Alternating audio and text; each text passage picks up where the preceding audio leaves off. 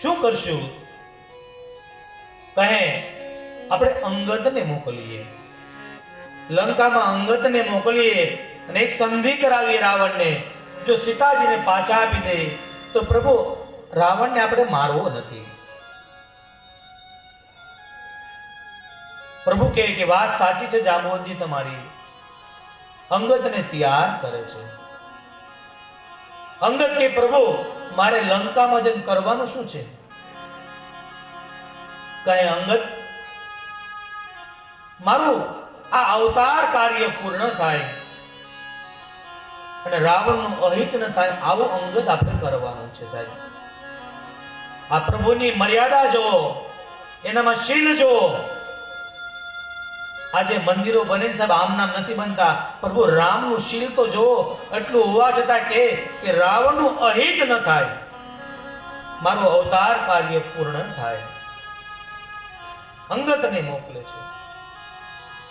અંગદે લંકામાં જ્યાં પ્રવેશ કર્યો ને તો લંકા વાળા એટલા ડરી ગયા કે અંગદને હાથ જોડી અને પગે લાગવા લાગ્યા. સ્ત્રીઓ બાળક લઈ અંગદના પગમાં મૂકવા લાગી. અંગદ હજી કાંઈ પૂછે પેલા રસ્તો બધા સીધા જતા રહ્યો રાવણના દરબારમાં. હાથ જોડીને બધા ઉભા છે. અંગદ વિચાર કરે, પણ અંગદે વિચાર કર્યો, કારણ કે લંકા વાળાને એમ લાગ્યું કે આ ઓલો હનુમાન છે જે લંકા વાળાને લીધો ને. અંગદે વિચાર કર્યો કે આ મારું સન્માન નથી, આ તો મારા હનુમાનજીનું સન્માન છે. લંકા વાળા હનુમાન સમજી ગયા. રાવણની એ સભા હતી જ્યાં બ્રહ્માજી આવે તો પણ કોઈથી ઊભું ન થવાય. અને જ્યાં અંગદે પગ મૂક્યો આખી સેના ઊભી થઈ ગઈ છે. આ રામદૂતની તાકાત છે.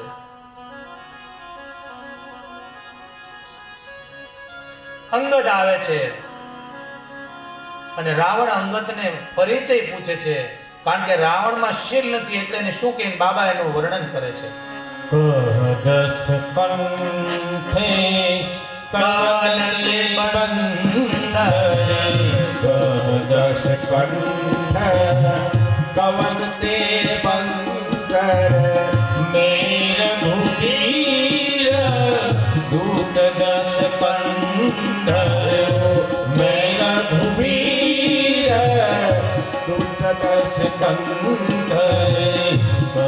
દસ કંઠ કવનતે બંદરે, દસ કંઠ કવનતે બંદરે.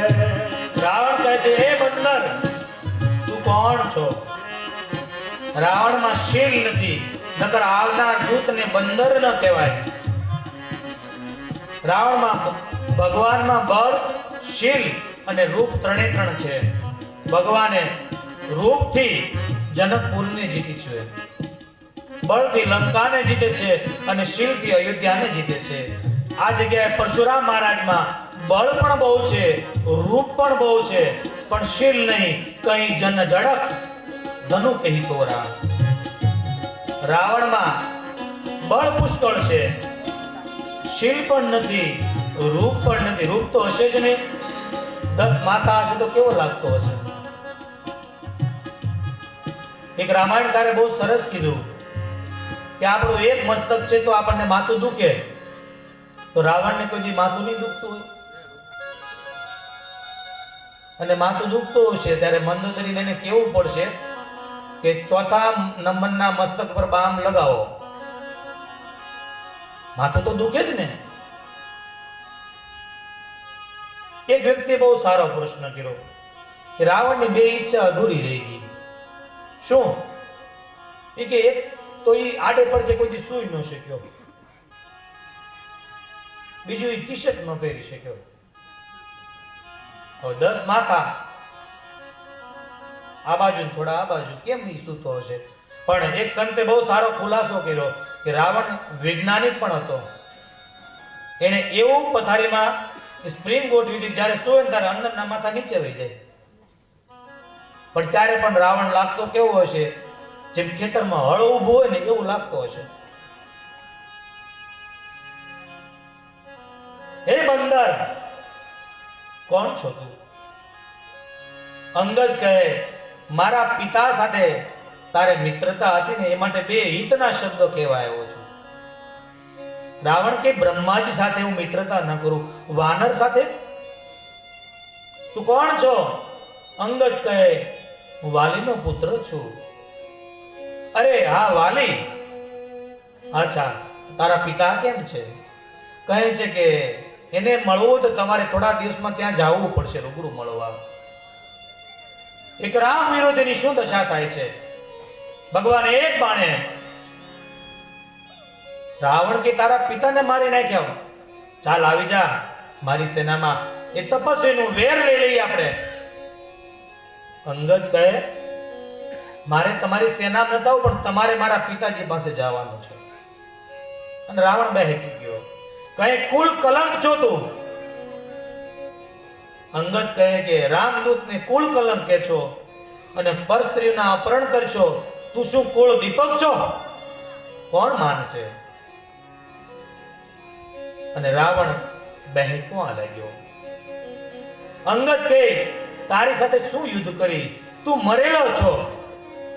રામચરિત માનસમાં કીધું 14 જણા મરેલા બતાવ્યા અને બાબા એનું ચોપાઈ દ્વારા વર્ણન બોલ કામ બસ કૃપિના વિમૂઢા, બોલ કામે બસે કૃપિના વિમૂઢા, બોલ કામ બસ કૃપિના વિમૂઢા, બોલ કામે બસે કૃપિના વિમૂઢા, અતિ દરિદ્ર રાજસી અતિમૂઢા, અતિ દરિદ્ર અજીસી અતિ બૂઢા, સદા રોગ બસ સંતત ક્રોધી, સદા રોગ બસે સંતત ક્રોધી, વિષ્ણુ વિમુખ શ્રુતિ સંત વિરોધી, વિષ્ણુ વિમુખ સંત વિરોધી, વિષ્ણુ વિમુખ શ્રુતિ સંત વિરોધી, વિષ્ણુ વિમુખ શ્રુતિ સંત વિરોધી. હે રાવણ, અતિ કામી, અતિ ક્રોધી, અતિ દરિદ્ર, અતિ બુઢા, જેના રગ રગમાં રોગ બસી ગયો હોય, વિષ્ણુ વિમુખ, ભગવાનનો વિરોધી. રાવણ આ બધા મરેલા છે, આમાં તારામાં ઘણું આવે છે, તારી સાથે શું યુદ્ધ કરું? અને રાવણ અંગદની સાથે જીભા જોડીમાં પાછો પડવા લાગ્યો. અંગદની સામે વાત કરવામાં પાછો પડ્યો એટલે રાવણ પરમાત્માની નિંદા કરવા લાગ્યો અને બાબા વર્ણન કરે છે. જબ તેહી કી રામ કી નિંદા, જબ તેહી કી રામ કી નિંદા, રોગવંત તબ ભયમ કપિંદા, ક્રોધિવંત તેહી ભયમ કપિંદા, જબ તેહી કી રામ રાવણ બહેકી ગયો, પરમાત્માની નિંદા કરવા લાગ્યો. અને શાસ્ત્રમાં લખ્યું બ્રાહ્મણ સંતોની નિંદા કરે એને ગૌહત્યાનું પાપ લાગે છે. ગૌહત્યાનું પાપ લાગે. બાબા કહે છે હરિહર નિંદા સુનઈ જો પાના, હોય પાપ ગોઘાત સમાન. હરિહર નિંદા સુનઈ જો પાના, હોય પાપ ગોઘાત સમાન, હોય પાપ ગોઘાત સમાન, હોય પાપ ગોઘાત સમાન. ગાય બ્રાહ્મણની, સંતોની, ઋષિ મુનિની, વૈષ્ણવની, ઈશ્વરની નિંદા કરે એને ગૌહત્યાનું પાપ લાગે છે. સંતો કહે છે માટે નિંદાથી બચો.